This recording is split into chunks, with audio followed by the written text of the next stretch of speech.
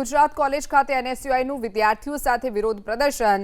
પ્રજ્ઞેશ બારટ નામના contract base ઉપર sports professor સામે વિરોધ સામે આવ્યો છે।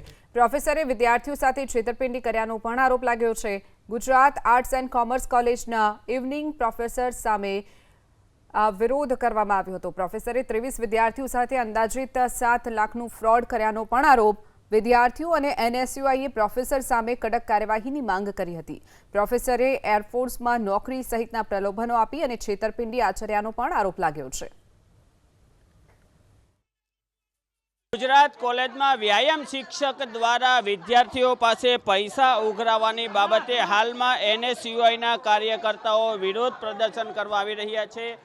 जे प्रिंसिपलनु केबिन है तेनी बहार मोटी संख्या में एनएसयूआई कार्यकर्ताओ विरोध प्रदर्शन करी रह्या छे अने जे विद्यार्थीओने जे लूंटनार जे शिक्षक है तेमनी विरुद्ध कार्यवाही करवानी तेओ सतत मांगणी करवामां आवी रह्या छे। आ फोटो में जोई शकाय छे के आ जे व्यायाम शिक्षक है कॉन्ट्राक्ट बेज व्यायाम शिक्षक है अने तेमना द्वारा विद्यार्थीओ पासेथी अंदाजित 5 થી 7 लाखनी रकम उघरावी लेवामां आवी छे।